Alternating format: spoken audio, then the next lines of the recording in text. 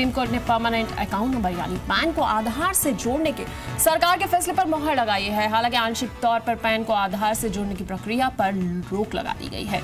Supreme court ने अपने आदेश में कहा कि जिनके पास पहले से ही आधार है उन्हें पैन को आधार से जोड़ना जरूरी होगा, लेकिन सरकार उन लोगों का आधार कार्ड बनवाने के लिए उन पर दबाव नहीं डाल सकती है जिन्होंने इसे नहीं बनवाया है। अब तक सरकार ने 30 जून तक लोगों से अपने पैन कार्ड को आधार से जोड़ने का आदेश दिया था। सरकार के आदेश के मुताबिक जिन लोगों ने अपने पैन को आधार से नहीं जोड़ा है उनका पैन नंबर रद्द माना जाएगा। पैन को आधार से लिंक करने के फैसले का बचाव करते हुए केंद्र सरकार ने सुप्रीम कोर्ट से कहा कि इससे फर्जी अकाउंट को खत्म करने में मदद मिलेगी।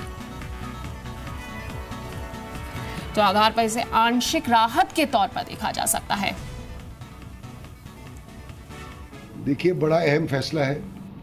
सुप्रीम कोर्ट ने इस नए कानून को, जो इनकम टैक्स के प्रावधान का कानून है, इसको वाजिब पाया और कोर्ट ने कहा कि संसद को अधिकार है कानून बनाने का और इस कानून में कोई गलती नहीं है। पहली बात तो ये। दूसरा, कोर्ट ने ये भी कहा कि जो इनकम टैक्स असेसी हैं जिनके पास आधार है उनको लाजमी ये आधार कार्ड लिंक करना ही पड़ेगा।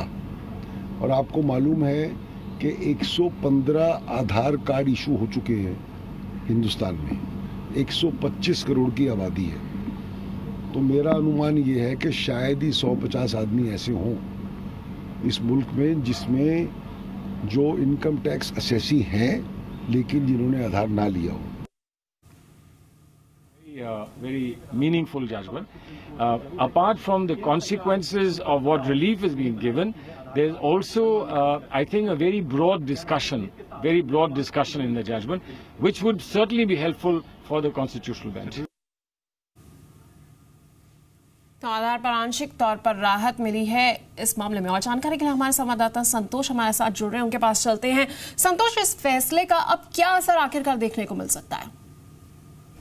जी हाँ, देखिए, इस फैसले का असर तो बहुत ज़्यादा पड़ेगा, क्योंकि जिन लोगों के आधार कार्ड बन गए हैं उनको अब आईटी रिटर्न में आधार नंबर देना पड़ेगा। और जैसे कि एजी बता रहे थे कि सिर्फ 6 से 8% लोग हैं हिंदुस्तान में जिनका कि आधार अब तक नहीं बना है। तो ऐसे लोग जिनका आधार नहीं बना है उसमें से ज़्यादातर लोग रिटर्न नहीं भरते हैं, ऐसा सरकार मान रही है। लेकिन कुल मिलाकर अगर आप देखें, अगर कोई इसमें जिनके पास आधार नंबर है और उसके बावजूद अगर वो अपने आईटी रिटर्न में आधार नंबर को नहीं मेंशन करता है, तो अगले साल जब वो मेंशन करेंगे तो फिर उस समय, क्योंकि डेट ऑफ इशूइंग जो है आधार नंबर का वो मेंशन वो वहाँ पर दिखेगा, तो ऐसी स्थिति में उनके ऊपर पेनल्टी इम्पोज हो सकता है। और अगर ओवरऑल आप देखें फ़ायदे को, तो पहले ये होता था कि आपके पास एक ही आदमी 2 से 3 रिटर्न भरता था, या फिर एक ऐसी कोई कंपनी होती थी, कंपनी का जो डायरेक्टर है